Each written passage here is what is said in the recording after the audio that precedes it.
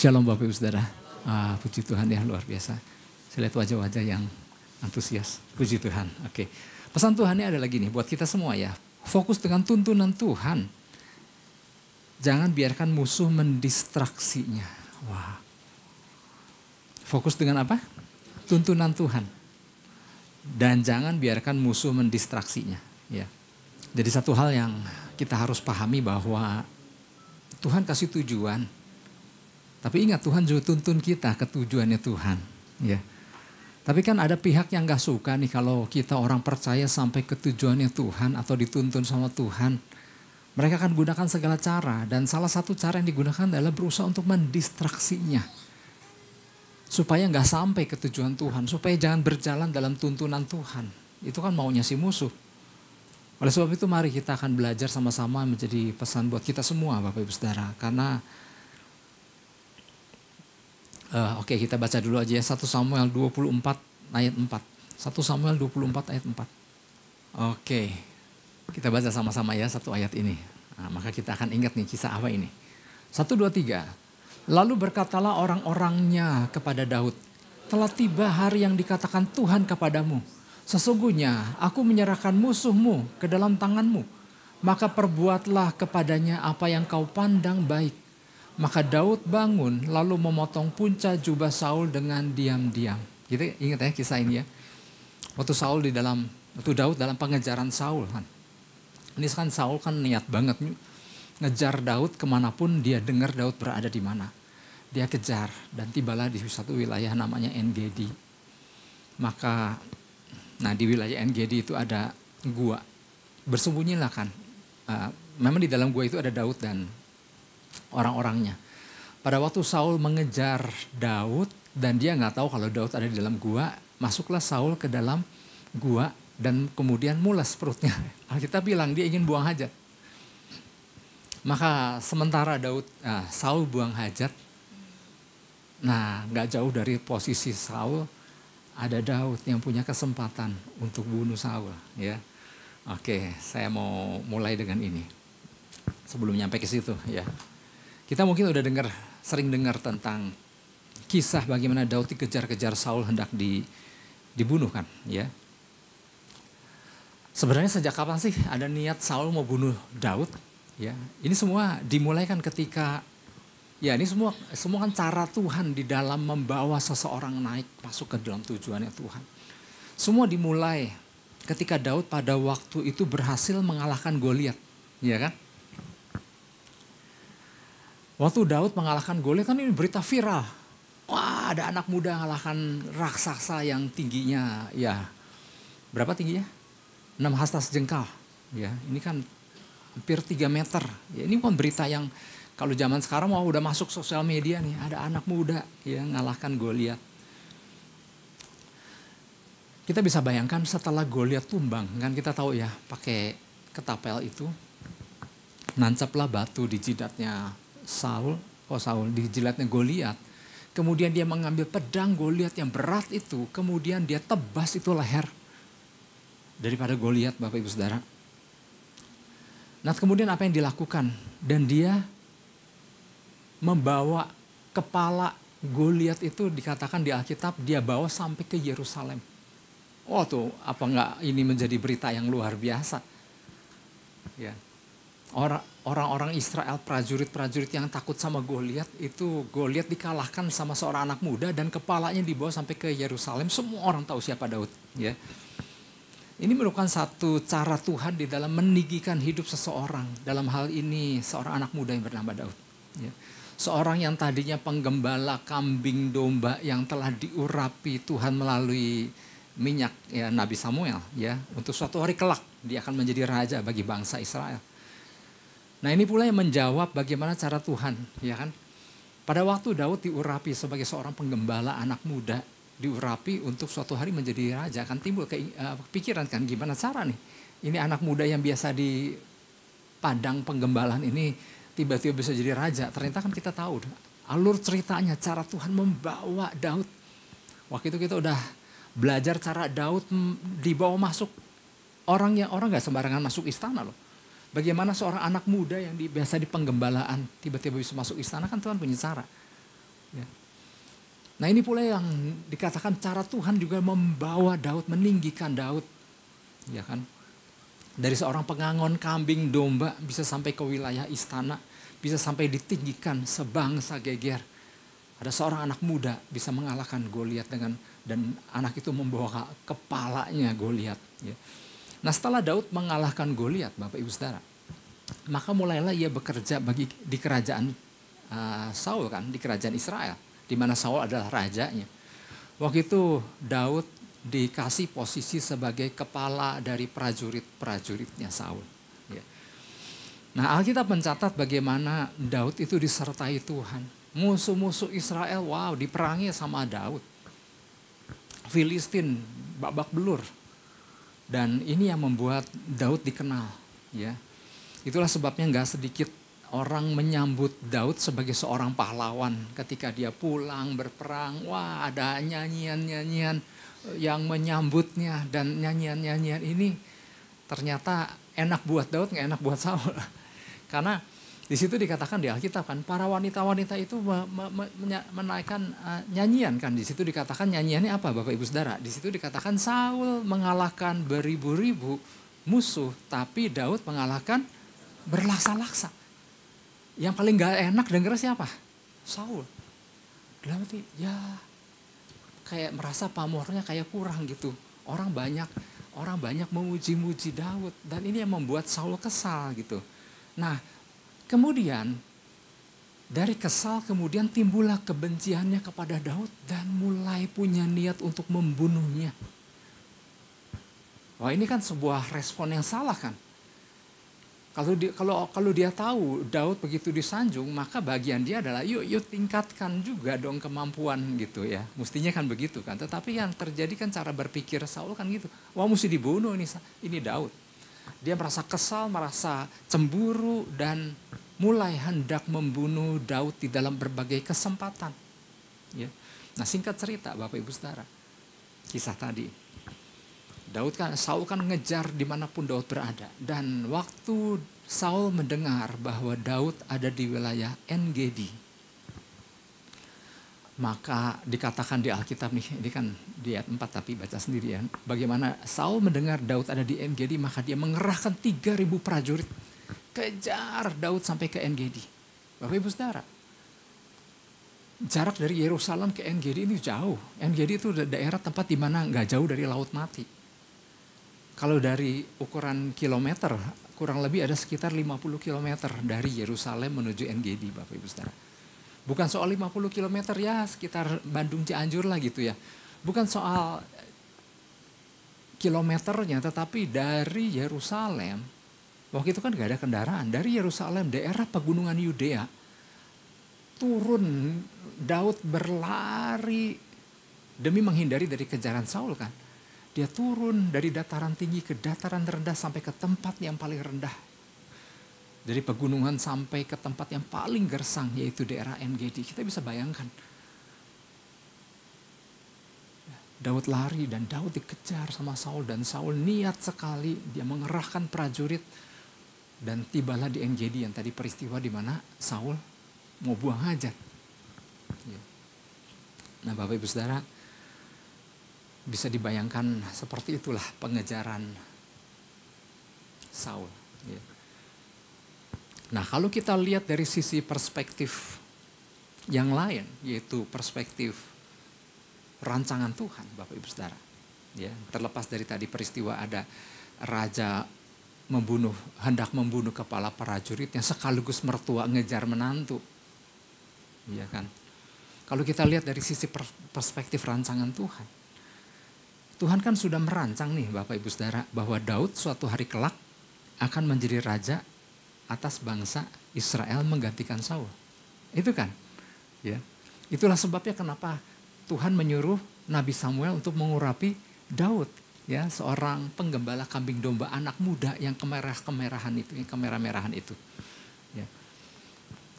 Jadi gini Bapak Ibu Saudara, maka taulah kita ya, kalau kita melihat dari perspektif rancangan Tuhan, maka jelas perburuan Saul terhadap Daud bukan semata-mata tentang pengejaran raja terhadap prajuritnya atau mertua kepada menantunya, namun tentang bagaimana musuh, si kerajaan gelap, ya, si iblis, yang berusaha untuk menggagalkan rencana kerajaan sorga agar Daud tidak menjadi raja. Jadi bukan semata-mata Saul kesal dan Saul mau bunuh Daud, tetapi kalau kita lihat dari rancangan Tuhan berancang, punya rencana luar biasa atas diri seorang Daud. Tapi ada kerajaan gelap, yaitu si iblis yang berusaha untuk menggagalkannya, ya, supaya Daud nggak jadi raja. Ya, ini harus kita pahami. Iblis ingin keputusan Tuhan agar Daud menjadi raja ini harus gagal, ya, karena mereka tahu siapa Daud. Semasa dia mengembalakan kambing domba, punya hubungan sama Tuhan, bagaimana Tuhan banyak ajar dia. Dan iblis tahu kalau ini orang sampai jadi raja atas sebuah bangsa pilihan Tuhan, maka hebatlah ini orang, maka akan kacau balaulah kerajaan gelap. Dan iblis sudah tahu, makanya apa? Dia berusaha untuk menggagalkan. Ya. Nah, jadi kalau kita lihat dari perspektif rancangan Tuhan seperti itu. Tuhan punya tujuan, ada musuh, ada kerajaan gelap, si iblis berusaha untuk menggagalkan. Iya, akan selalu seperti itu gitu ya. Nah, sekarang ada pertanyaan gini Bapak Ibu Saudara, tahukah Bapak Ibu Saudara nih ya bahwa kerajaan sorga punya rencana luar biasa buat hidup Bapak Ibu Saudara? Siapa yang sadar? Wow, luar biasa ya. Berapa persen? 100? Enggak, ternyata 98% Bapak Ibu Saudara. Saya bingung. Bapak Ibu Saudara nggak tahu Tuhan punya rencana dahsyat dalam kehidupan Bapak Ibu Saudara. Harusnya kita semua angkat tangan bahwa Tuhan punya rencana dahsyat dalam kehidupan setiap kita. Katakan amin. Iya. Nah, harusnya setiap kita tahu. Lihat aja dari visinya kan. Dari visi utamanya, dari cara Tuhan membawa kita memasuki wilayah yang Tuhan janjikan. Pesan demi pesannya. Itu kan cara Tuhan lagi membawa kita, menuntun kita ke tujuannya Tuhan. Nah, apabila jawabannya iya, maka jawab pertanyaan yang berikut ini. Siapa yang paling keberatan kalau sampai rancangan Tuhan digenapi dalam kehidupan Bapak Ibu Saudara? Iblis. Dia pasti keberatan. Ya, jangan sampai setiap anak-anak Tuhan mencapai rancangan Tuhan, rencana tujuan Tuhan yang dahsyat itu. Maka iblis juga akan gak senang juga kalau Tuhan tuntunkan lewat pesan demi pesannya. Nah, apabila kita tahu bahwa kerajaan kegelapan atau si iblis tidak menyukai rancangan Tuhan tergenapi di dalam hidup setiap kita, Bapak Ibu Saudara, maka siapa yang bisa ia pakai menjadi alat kepanjangan tangannya? Kira-kira siapa nih yang bisa dipakai sebagai alat efektif nih supaya rancangan Tuhan jangan terjadi dalam kehidupan setiap kita? Jawabannya adalah gini, iblis bisa pakai siapa aja untuk menggagalkan rencana Tuhan dalam kehidupan setiap kita. Nah, kalau bisa pakai siapa aja artinya bisa siapa? Bisa teman nggak? Bisa. Terus bisa mertua kayak Saul. Bisa aja, bisa menantu nggak? Bisa. Bisa pasangan nggak? Bisa. Anak bisa nggak? Anak sangat bisa. Orang tua sangat bisa. Siapapun maksudnya. Ya. Siapapun yang dipandang memungkinkan potensi untuk menggagalkan, maka dipakailah orang-orang seperti itu untuk menggagalkan rencana Tuhan dalam setiap kehidupan setiap kita, orang-orang percaya. Ya. Nah, inilah menjadi pesan Tuhan buat kita, buat saya Bapak Ibu dan Saudara, bahwa musuh menyadari apabila dalam hidup setiap orang percaya terhadap rencana Tuhan yang luar biasa. Jadi kalau Tuhan punya rancangan luar biasa dalam kehidupan kita, musuh juga tahu gitu maksudnya gitu. Ya. Jadi musuh menyadari bahwa dalam hidup setiap kita orang percaya ada rancangan Tuhan, ada rencana Tuhan yang luar biasa. Sama seperti ketika musuh melihat Daud, seorang anak muda, dan mereka tahu ini anak punya potensi luar biasa. Kalau Tuhan punya rencana besar dalam kehidupan Daud, bahkan Tuhan punya rencana untuk menjadikan Daud sebagai raja. Musuh tahu nggak? Musuh tahu sekali. Ya. Kita bisa bayangkan bagaimana musuh nggak gentar ya sebagai seorang anak muda yang begitu dekat dengan Tuhan, mengembalakan kambing domba waktu singa dan beruang mencoba menerkam salah satunya, dan lihat bagaimana Tuhan Bagaimana Daud mempersilahkan Tuhan mengajarkan strategi kepada dia. Dan kita lihat kan dari kisah Daud waktu dia cerita terhadap Saul kan bagaimana dia melepaskan kambing domba dari mulut singa. Itu bukan Daud manusia super, tapi cara Tuhan tolong Daud. Seorang anak muda penggembala kambing domba. Sampai sebegitu luar biasa. Bayangkan kalau Daud dipercaya Tuhan untuk menjadi raja atas bangsa Israel. Ya. Maka ketika musuh tahu Daud diurapi untuk suatu hari menjadi raja bagi bangsa Israel, ya musuh berusaha untuk menggagalkannya. Ya, dia akan berusaha untuk menghancurkannya. Nah, Bapak Ibu Saudara, pakai cara apa? Berbagai cara. Seorang hamba Tuhan namanya Stephen Furtick, ya, kalau kita pernah dengar nama Stephen Furtick dari Elevation Church, dia bilang begini, paling sedikit musuh punya 2 strategi dalam menggagalkan rencana Tuhan dalam hidup orang percaya, yaitu melalui distraction and discouragement, yaitu melalui pengalihan perhatian dan mematahkan semangat, ya, distraksi dan melemahkan semangat, ya, distraction and discouragement. Di situ dia katakan gini, he will distract you so that you crash, katanya, or he will discourage you so you that will quit. Dia akan mengalihkan pandangan seorang percaya supaya apa? Supaya hancur. Atau dia akan melemahkan semangat supaya seorang percaya quit, menyerah.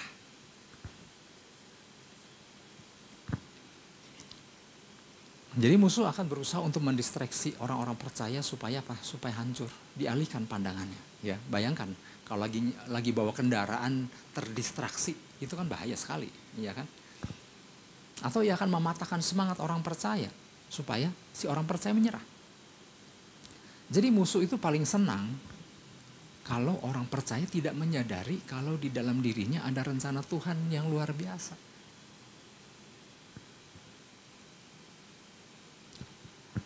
Iblis tahu orang percaya punya rencana Tuhan luar biasa aja dia berusaha gagalkan. Dan dia akan senang kalau ternyata orang percaya dia gak sadar kalau Tuhan punya rencana dalam hidupnya gitu. Ya. Dia paling senang kalau lihat orang percaya gak tahu punya ada rencana Tuhan dalam hidupnya, gak punya visi Tuhan, gak punya tujuan Tuhan, dan tidak ada tuntunan Tuhan. Oh, udah senang sekali. Udah, ini mah udah dibiarin lah, ini mah udah pasti gak nyampe. Ya. Namun seandainya orang percaya sadar adanya rencana Tuhan dalam dirinya, maka musuh akan berusaha untuk apa? Menyetopnya. Jika musuh tidak dapat menyetop hidup orang percaya dari rencana Tuhan, maka ia akan membuatnya menjadi patah semangat agar si orang percaya menyerah. Tapi jika si orang percaya tidak menyerah, maka musuh akan mencoba mendistraksinya dengan berbagai hal. Itulah sebabnya penting buat setiap kita untuk selalu waspada agar kita tidak menjadi mangsa daripada strategi si musuh. Yang mau katakan amin. Harus tetap waspada. Nah, apa yang dimaksud dengan mendistraksikan sesuai dengan pesan utamanya kan? Fokus dengan tuntunan Tuhan, jangan biarkan musuh mendistraksinya. Nah, musuh mendistraksinya dengan pakai cara apa sih? Banyak hal, beberapa di antaranya ya.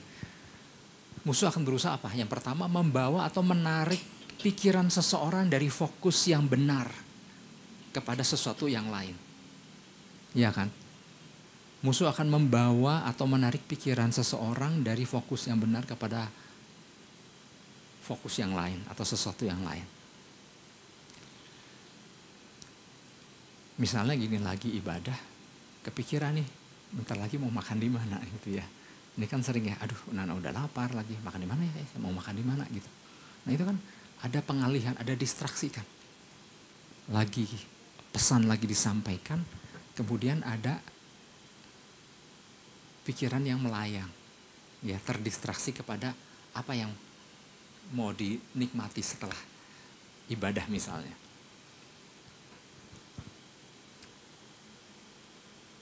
Nah pikiran ini memang oleh sebab itu pikiran ini harus ditaklukkan ya, karena pikiran ini liar ya, pikiran ini kalau harus dikendalikan. Ya. Jadi makanya ada firman Tuhan, kita harus menawan segala pikiran dan menaklukkannya kepada Kristus, karena pikiran itu bisa mendistraksi kita. Ya. Ketika khotbah lagi disampaikan, mulai pikiran melayang, ini khotbahnya kapan selesai ini, gitu ya. Bisa aja ya, tetapi jangan ada itu pikiran di dalam pikiran kita ya.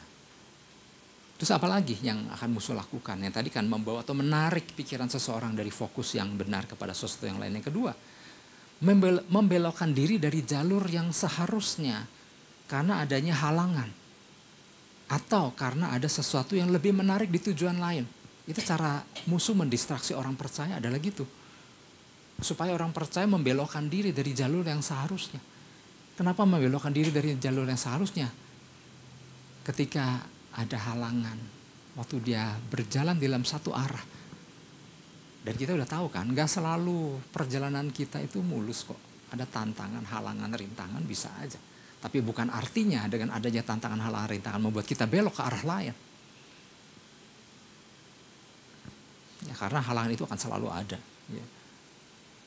Jadi hanya karena adanya halangan atau gangguan di jalan yang kita tuju bukan artinya kita mengalihkan tujuan kita ke tempat yang berbeda.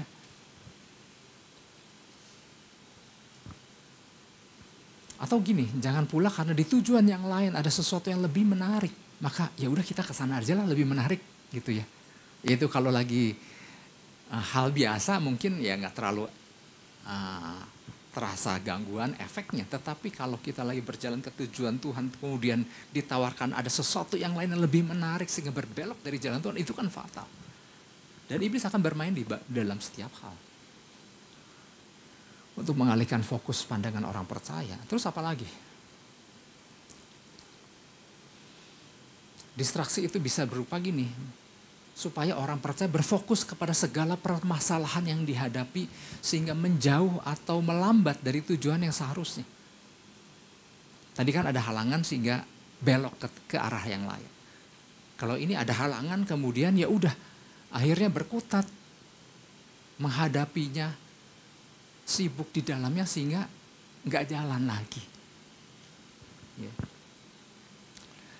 Kita harus ingat bahwa pengiringan kita sama Tuhan tuh Alkitab sendiri menggambarkan seperti orang yang melakukan perlombaan lari, ya lari jarak jauh.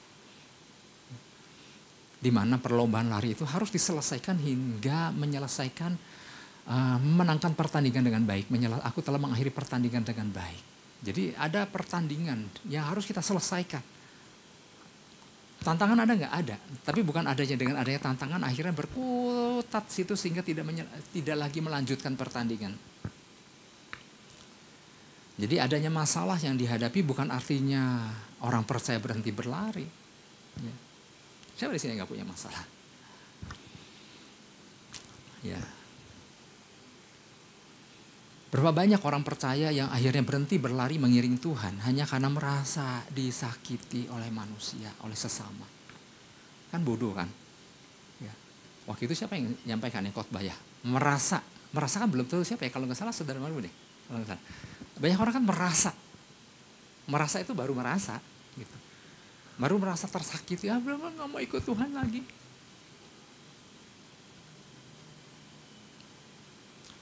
Seharusnya kita tahu medan yang akan kita lalui. Jalan di perlombaan lari jarak jauh yang akan kita lalui itu kan jalannya kita tahu. Berkelok-kelok, berliku-liku, turun, menanjak, menurun, berbatu-batu, dan berlubang-lubang. Dan kita harus antisipasi perjalanan yang seperti itu. Tapi bukan artinya jadi berhenti udahan berlomba. Gitu. Terus yang keempat ya, jadi banyak ya di sini, belum masuk poin. Yang keempat adalah tergoda untuk menggunakan cara yang lain. Karena merasa dapat mencapai tujuan dengan lebih mudah meskipun salah. Tergoda untuk menggunakan, ya terdistraksi adalah tergoda untuk menggunakan cara yang lain. Karena merasa dapat mencapai tujuan dengan lebih mudah meskipun salah. Nah ini kan saran menarik yang diajukan oleh anak buah Daud. Wah, bos, ini kesempatan nih. Bos bunuh itu Saul yang lagi buang hajat. Ini kesempatan. Kalau dia mati, bos jadi raja, gitu. Ini kan cara tercepat kan untuk menjadi raja buat bangsa Israel kan. Cocok banget nih sama nubuatan Nabi Samuel gitu ya. Kadang-kadang orang kan suka nyocok-nyocokin untuk mempercepat penggenapan nubuatan yang belum waktunya Tuhan. Ya kan. Ini baru anak buah. Ada kalanya orang-orang yang melakukan itu bisa aja, siapa aja. Orang-orang yang berpengaruh dalam kehidupan kita. Orang tua atau anak atau siapapun ya. Memberikan saran-saran untuk mempercepat penggenapan rencana Tuhan yang belum waktunya Tuhan. Nah, segala gangguan-gangguan ini dirancang musuh untuk menjauhkan kita dari tujuan Tuhan. Musuh ingin kita teralihkan, musuh ingin kita begitu sibuk dengan segala situasi yang harus dihadapi sehingga mengalihkan pandangan dari Tuhan. Itu memang maunya dia, maunya iblis.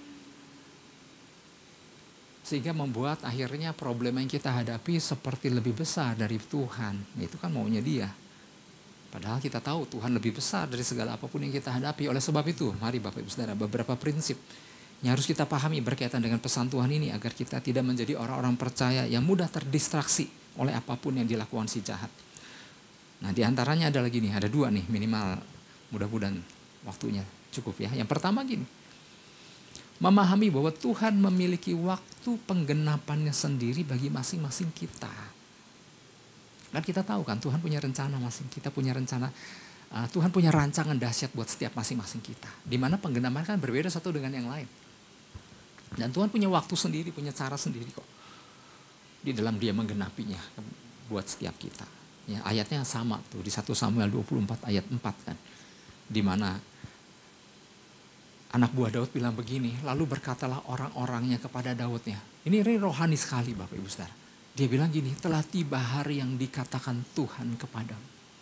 Jadi anak-anak buahnya juga tahu nih, bahwa suatu hari nih bosnya Tuhan angkat jadi raja. Dia bilang, bos inilah hari yang telah dikatakan Tuhan kepadamu.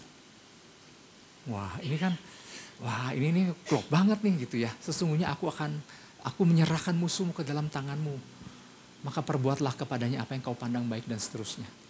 Apakah Daud lakukan itu enggak? Enggak. Apa yang lakukan Daud? Daud bangun. Lalu memotong. Apakah Alkitab mencatat lalu Daud bangun mengambil pisau dan dia menikam Saul dari belakang? Enggak. Daud bangun lalu memotong punca jubah Saul dengan diam-diam. Dan Alkitab mencatat waktu dia potong punca jubahnya itu dia potong dengan tangan gemeteran. Ya, artinya dia sangat hormat dengan yang namanya Saul. Tujuan dia memotong untuk membuktikan kepada Saul. Makanya kan kalau kita teruskan pembacaan kita di perikop itu nanti. Di situ kan Saul ketika dia keluar dari gua. Daud muncul dari belakang. Dia bilang, Tuanku, kalau aku mau bunuh tuh udah dari tadi. Tapi bagaimana aku bisa membunuh seorang yang diurapi Tuhan. Wow, ini luar biasa sekali. Daud tahu ada waktu Tuhan kok bawa dia. Untuk meninggikan dia. Jadi Daud sadar bahwa ada waktu Tuhan di dalam membawa dirinya untuk mencapai apa yang Tuhan telah janjikan kepadanya. Namun bukan dengan cara menjadi seorang pembunuh. Gitu. Apalagi bagi Daud nih Bapak Ibu Saudara, Saul dianggap sebagai seorang yang diurapi Tuhan, seorang yang dipercaya Tuhan untuk memimpin bangsa Israel. Ya. Perkara Saul udah gak berkenan di mata Tuhan, itu kan urusan Saul sama Tuhan gitu. Udah bukan wilayahnya Daud, bukan urusannya Daud. Itu nanti Tuhan berperkara sendirilah sama Saul gitu.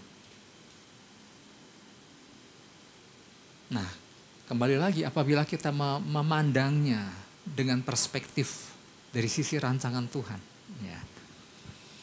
Ketika musuh gagal untuk menyetop Daud dari tujuan Tuhan, yaitu melalui Saul yang berusaha membunuhnya kan, ya, maka musuh akan menggunakan cara yang lain. Nah, cara yang dilakukan adalah cara mendistraksi Daud. Siapa yang dipakai? Anak buah Daud. Bos, ini lebih mudah nih bos. Cepetan, bunuh, you jadi raja. Nah, kadang-kadang ada godaan-godaan yang seperti itu untuk mempercepat sendiri. Itu yang dipakai di dalam perkara. Waktu Daud dianggap punya kesempatan untuk membunuh Saul. Ini kan mempercepat tujuan pencapaian. Nah, ternyata kan bukan dengan cara yang salah. Bukan dengan cara yang tidak berkenan di mata Tuhan. Tapi ternyata kan peristiwa Daud punya kesempatan bunuh Saul kan ternyata juga menjadi perdebatan di antara orang percaya loh. Nggak sedikit orang percaya bilang, mestinya Daud bunuh. Kaget nggak? Nggak sedikit orang percaya setuju dengan cara anak buah Daud. Kalau bisa mencapainya dengan waktu yang lebih singkat, kenapa harus berlama-lama menunggunya? Wow, ada yang seperti itu ternyata. Ya. Jadi nggak sedikit orang percaya hanya memikirkan hasil akhir tanpa memikirkan cara untuk mencapainya. Toh akhirnya kan sama kan? Daud jadi raja juga. Ini kan perkara waktu, apa salahnya lebih cepat? Wow. Jadi ternyata ada orang-orang percaya hanya memikirkan hasil akhir. Makanya nggak sedikit orang percaya masih menggunakan berbagai cara untuk mencapai hasil akhir dengan singkat. Iya kan? Banyak kejadian kan itu. Iya. Juga terlihat dari tidak sedikit orang tua memacu anak-anaknya dengan cara yang salah di sekolah. Udah pokoknya ulangannya harus bagus. Caranya apa? Pakai acara apa aja yang penting hasilnya bagus ya gitu. Akhirnya anak diajarin untuk menggunakan segala cara. Hasilnya bagus sih. Ditambah orang tua dari jalan belakang nih. Dia datang sama gurunya, Bu, gimana caranya nih supaya anak saya jadi bagus? Kadang-kadang kan ada cara-cara seperti itu. Dan hasilnya bagus gitu. Apa Tuhan senang? Tuhan gak semata-mata lihat hasil akhir, angka yang dicapai. Tuhan gak semata-mata melihat Daud jadi raja, yang penting Daud jadi, enggak. Tuhan kita adalah Tuhan yang menyukai proses untuk terjadinya suatu hasil akhir. Caranya apa untuk mencapai itu? Dan Tuhan melihat bagaimana proses berlangsungnya sesuatu yang menghasilkan suatu tujuan akhir. Nah, siapa saja yang musuh gunakan untuk membuat seorang percaya dapat terdistraksi sehingga keluar dari rencana Tuhan? Ya tentu musuh akan menggunakan siapa aja. Ya. Namun yang biasa digunakan musuh ya tentu bukan orang-orang yang jauh yang tidak kita kenal. Ya orang-orang yang bersentuhan dengan hidup kita lah. Ya. Bahkan gak sedikit orang-orang dekat gitu. Daud kurang apa? Yang ngejar siapa? Mertua. Apa gak sakit hati tuh? Ya. Tapi kan Daud ternyata enggak. Ya. Enggak jadi sakit hati, mertua ngejar aku. Enggak. Jadi gini, musuh lihat, wah gak mempan nih pakai cara ini. Ya gak mempan. Pakai. Dia punya segenap cara. Ya. Ketika cara menyetop yang dilakukan Daud, yang dilakukan Saul tidak berhasil, maka musuh gunakan cara lain, yaitu mendistraksi Daud agar keluar dari caranya Tuhan. Nah, kisah Daud tadi ini diambil dari yang kita dengar dari yang diambil dari kisah Daud nih. Sekarang gini, bagaimana dengan kisah kehidupan kita sehari-hari? Sadar nggak nih? Kalau musuh memiliki banyak cara untuk mendistraksi kita agar keluar dari rencana Tuhan.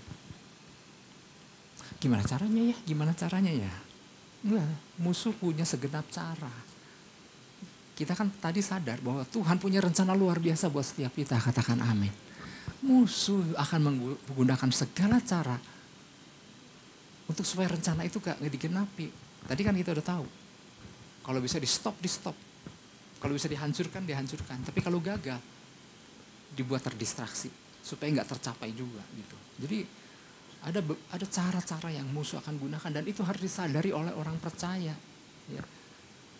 Itulah sebabnya kita harus menanamkan kepada orang-orang sekeliling kita, minimal keluarga kita, apa tujuan Tuhan dalam kehidupan kita. Ini harus kita tanamkan. Ya. Bahwa Tuhan punya rencana besar. Untuk baik untuk ayah, untuk ibu, untuk anak. Ya. Kita harus tanamkan bahwa kita ini dipilih Tuhan, bukan Tuhan pilih kita. Tuhan mau kita menjadi perwakilan sorga di bumi. Dan percayalah pada waktu kita terus berjalan bersama dalam tuntunannya bersama Tuhan, maka Tuhan akan terus bawa kita dari penggenapan kepada penggenapan. Jadi yang dibutuhkan adalah melekat, berjalan bersama Tuhan. Karena Tuhan sadar, karena Tuhan punya rencana dalam kehidupan setiap kita. Dan kita tanamkan itu pada anggota keluarga kita.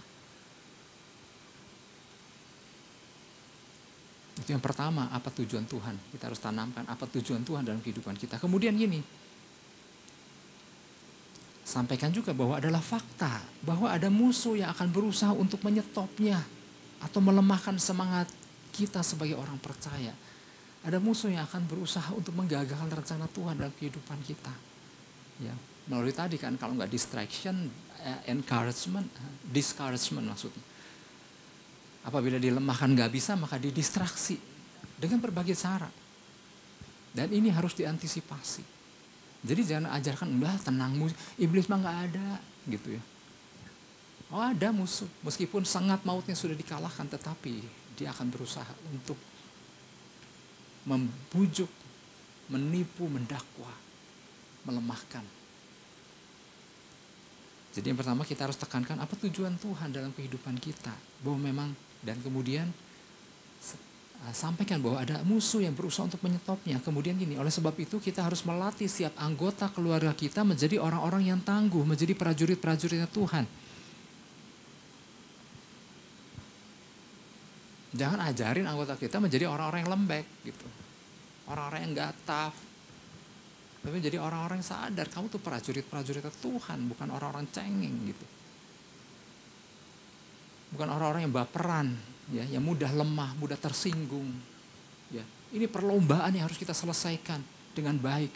Tantangan akan selalu ada, kamu harus bisa melaluinya.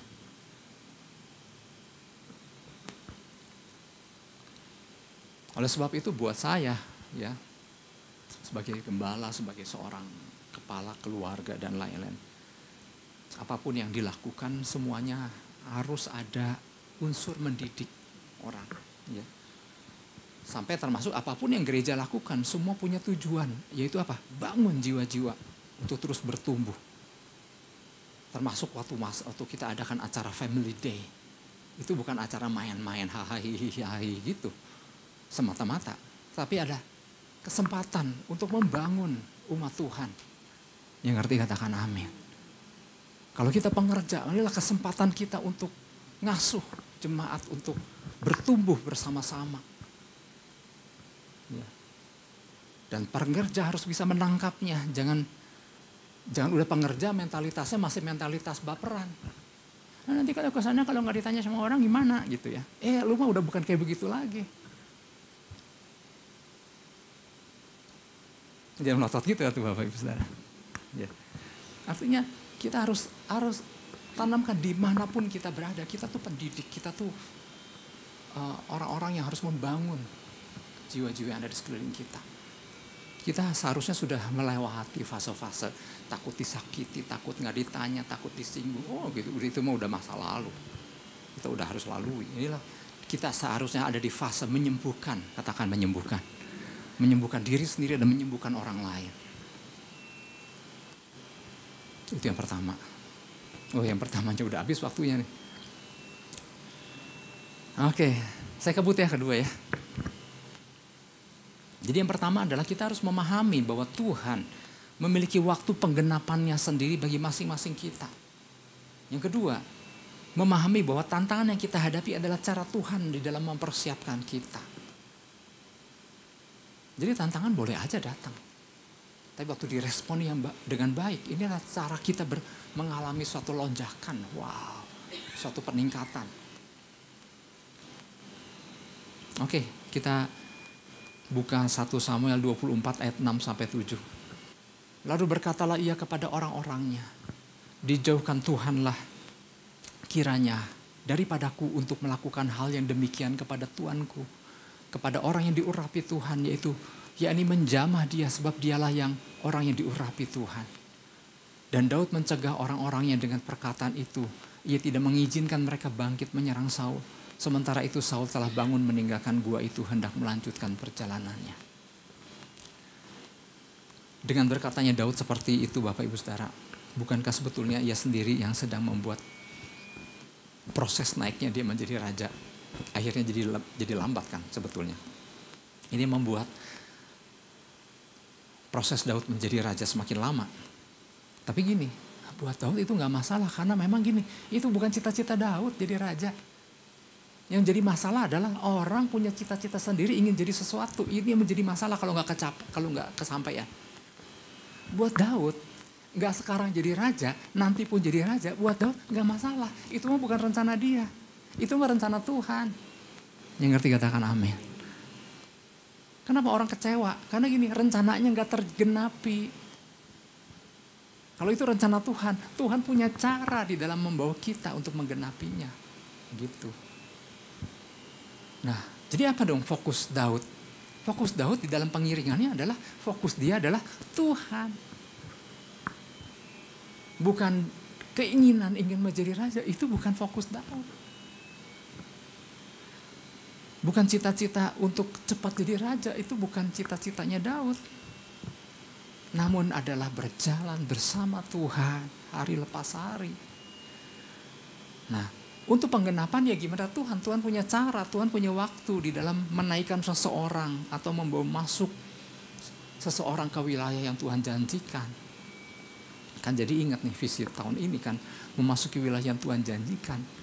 Kalau wilayah yang Tuhan janjikan sudah di dalam kerangka pikiran kita, aku harus masuk seperti begini, naik dengan cara begitu, mengalami terobosan dengan cara gitu, itu kan maunya kita. Nah, cara Tuhan membawa kita masuk ke wilayah yang Tuhan janjikan. Tuhan punya cara sendiri. Dan wilayah itu adalah wilayah yang dimaksud Tuhan dalam kehidupan kita.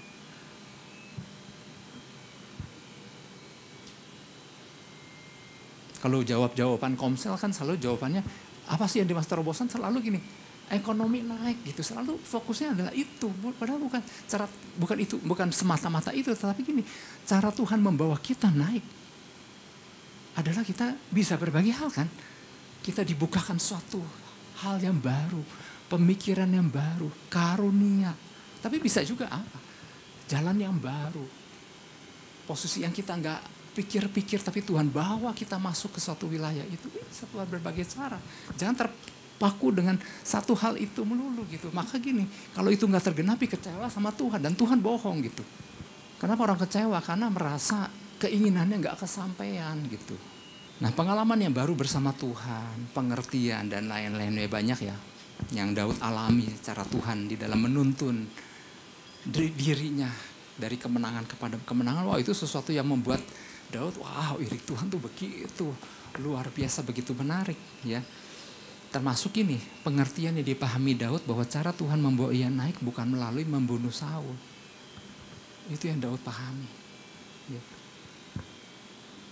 Kalaupun Daud akhirnya kemudian setelah peristiwa ini, apakah Saul berhenti mengejar Daud? Kan enggak. Memang Saul bertobat. Oh ya, aku menyesal. Dan lain-lain. Nggak lama dikejar lagi itu Daud. Dan buat Daud, masa-masa pengejaran itu adalah cara Tuhan menggembleng dirinya untuk apa? Untuk membuat dia semakin dekat dan mengandalkan Tuhan. Itulah sebabnya Tuhan mau kita selalu dalam keadaan terus bernyala-nyala buat Tuhan, yang mau katakan amin. Baik pada waktu Daud dikejar-kejar sama Saul, itu yang membuat Daud terus melekat sama Tuhan. Dan termasuk ketika waktu Daud suatu hari menjadi raja. Nah, Daud juga belajar sesuatu yang baru. Bukan artinya waktu dia menjadi raja kemudian dia lupas dengan segala apa yang Tuhan kehendaki. Daud kan sempat ngalami gitu kan. Pada waktu dia menjadi raja dan masuk mulai musim berperang dan dia memutuskan untuk tidak berperang. Dia jalan-jalan di suatu rumah, jatuhlah Daud. Artinya gini, di dalam keadaan baik dikejar-kejar, baik udah mencapai sesuatu posisi tertentu atau satu tujuan tertentu yang Tuhan bawa, Tuhan mau kita di dalam posisi apapun terus tangkap rencana Tuhan. Itu yang membuat seseorang bernyala-nyala dalam Tuhan.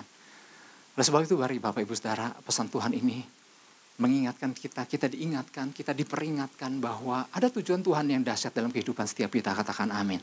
Tapi ingat, ada musuh yang berusaha menggagalkan dengan berbagai cara. Tuhan mau kita selalu waspada. Yang ngerti katakan amin. Yang ngerti beri tepuk tangan buat Tuhan Yesus. Haleluya, haleluya.